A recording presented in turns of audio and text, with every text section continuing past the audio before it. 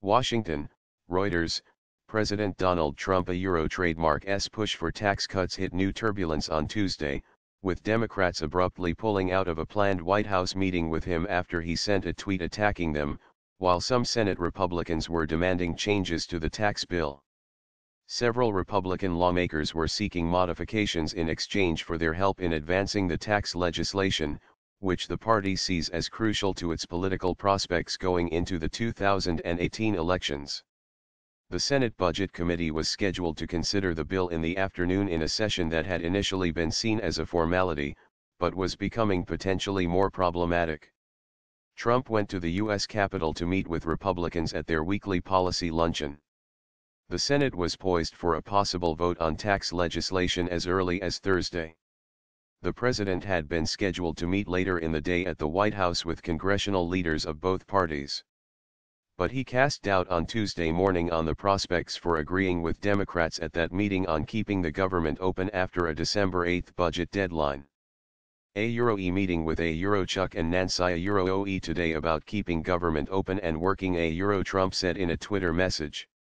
A problem is they want illegal immigrants flooding into our country unchecked, are weak on crime and want to substantially raise taxes. I don't trademark TC a deal, Senate Democratic leader Chuck Schumer and House Democratic leader Nancy Pelosi responded by saying they would not meet with Trump as planned.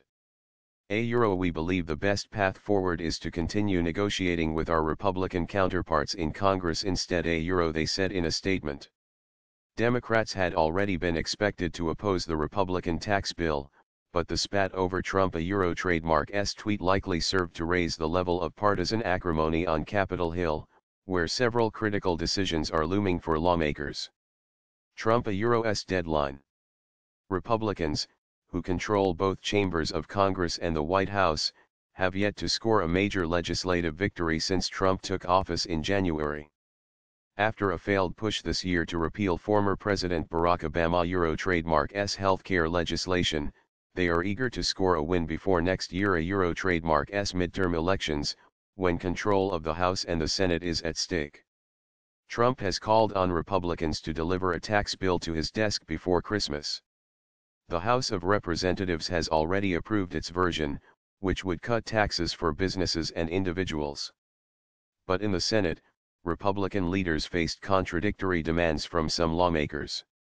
Senator Ron Johnson wants deeper tax cuts for some business owners, while budget hawks led by Senator Bob Corker said they were concerned that the tax cuts were too big already and would add too much to the national debt. With only a 52-48 majority in the chamber, Republicans cannot afford to lose more than 2 votes. The issue could come to a head later on Tuesday, when the Senate Budget Committee votes on the bill. Both Johnson and Corker sit on the committee, and a no vote by either of them could complicate its chances of passage because Republicans control the panel by only 1 vote. The Budget Committee needs to clear the tax bill for handling under a Senate procedure known as reconciliation rules, which would allow passage of the bill in the full Senate by a simple majority, instead of the more typical 60-vote margin. To qualify for reconciliation, the bill must not make changes to law unrelated to the federal budget and it must not significantly increase the federal deficit after 10 years. Senators were working feverishly to address concerns, Corker told CNBC on Tuesday morning. A trademark's important not just to me but numbers of members, that we trademark not passing on increased debt to future generations he said. Tax cuts, deficit rises. The Senate bill would slash the corporate tax rate to 20% from 35% after a 1-year delay. It would impose a one-time, cut-rate tax on corporations trademark foreign profits, while exempting future foreign profits from U.S. taxation.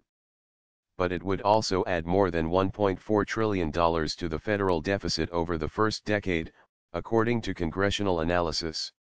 Republicans have said that economic growth spurred by tax cuts would generate enough new tax revenue to eliminate any new deficit.